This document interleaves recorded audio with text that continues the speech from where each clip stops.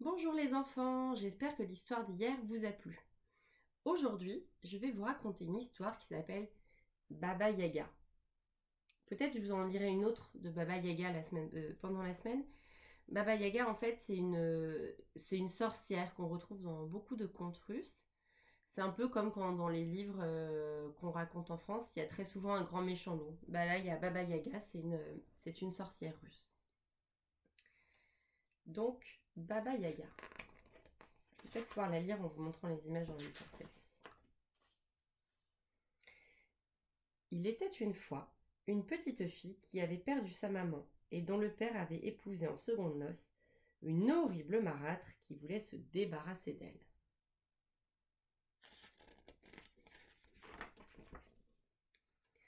Un jour, que son mari était absent, la méchante belle-mère dit à la fillette: Va chez ma sœur, ta tante, et demande-lui du fil et une aiguille pour te coudre une chemise. En chemin, comme elle était maligne, la petite fille préféra d'abord aller demander conseil à sa vraie tante, la sœur de sa mère. La brave femme l'accueillit à bras ouverts et lui parla ainsi: La sœur de ta marâtre n'est autre que Baba Yaga, la plus cruelle des ogresses, qui se déplace dans un mortier magique en frappant le sol de son pilon, et qui efface ensuite ses traces avec son balai. Pour rester en vie, suis bien chacun des conseils que voici. Noue un ruban au boulot qui tentera de te fouetter. Verse de l'huile sur les gonds de la barrière qui t'empêchera de passer. Jette du pain aux chiens qui voudront te dévorer, et donne du lard à l'horrible chat noir avant qu'il ne t'attaque.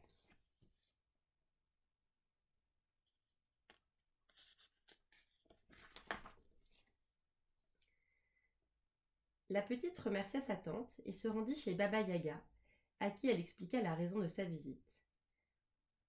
Pendant que je vais chercher du fil et une aiguille, dit l'ogresse, mets-toi donc à ma place et brode.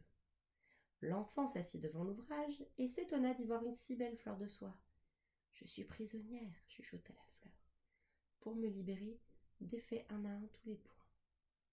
Tandis que la petite fille s'exécutait, elle entendit Baba Yaga ordonner à sa servante: Lave ma nièce soigneusement, je veux la manger au dîner.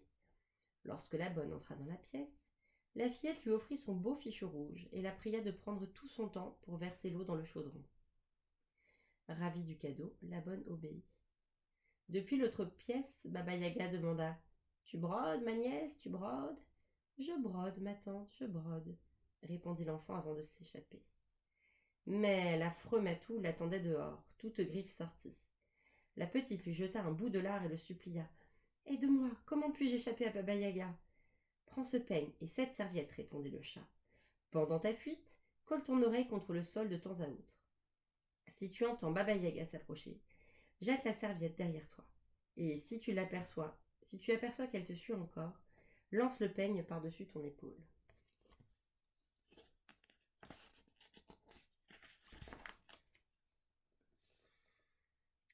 Alors qu'elle traversait le jardin, la petite donna du pain aux chiens, qui la laissèrent passer. Puis elle versa de l'huile sur les gonds de la barrière. Aussitôt, celle-ci s'ouvrit largement, et la fillette put sortir de l'enclos. Sur le chemin, le bouleau chercha à la fouetter. Elle orna alors son tronc d'un ruban rouge, et l'arbre s'inclina en lui montrant la direction à suivre du bout de ses branches. Pendant ce temps, le chat s'était mis à broder. Baba Yaga demanda une nouvelle fois: Tu brodes, ma nièce, tu brodes? Je brode, ma tante, je brode, répondit le chat. Baba Yaga s'aperçut alors de la supercherie. Pourquoi ne lui as-tu pas crevé les yeux? Hurla-t-elle au matou. Elle m'a offert du lard, répondit-il, alors que tu ne m'as jamais donné ne serait-ce qu'un os. Et nous, s'écrièrent les chiens, elle nous a jeté du pain tendre, alors que de toi nous n'avons jamais reçu le moindre quignon. Et moi, s'exclama la barrière, elle m'a graissé d'une pleine burette d'huile, alors que tu me laisses gémir depuis des années. Et moi, expliqua le bouleau, elle m'a paré de son ruban rouge, alors que tu ne m'as jamais décoré d'un seul fil. Et moi, dit la servante, elle m'a offert un beau fichu, alors que de toi, je n'ai pas même reçu une loque. Une loque, ça veut dire un vêtement tout vieux et tout abîmé.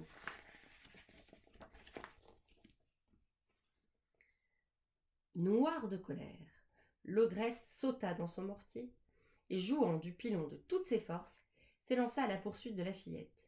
Celle-ci, qui avait collé son oreille contre le sol, l'entendit, et aussitôt jeta derrière elle la serviette qui se changea en une large rivière.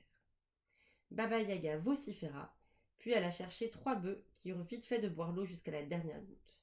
Elle reprit ensuite sa course et la petite, cette fois-ci, jeta le peigne par-dessus son épaule. Celui-ci se transforma en une forêt si touffue que l'ogresse, vaincue, ne put la traverser. La petite fille courut jusque chez elle, où son père l'attendait, mort d'inquiétude. Elle se jeta dans ses bras et lui raconta toute l'histoire. La marâtre, assise dans un coin, eut alors si peur de la colère de son époux qu'elle se sauva le plus loin possible.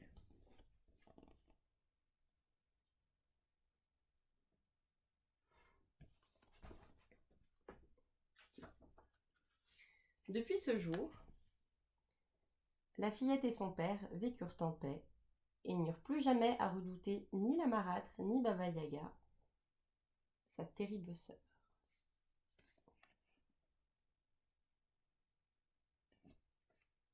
Voilà, cette histoire est finie. Je vous souhaite une très bonne journée et je vous dis à demain les cocos.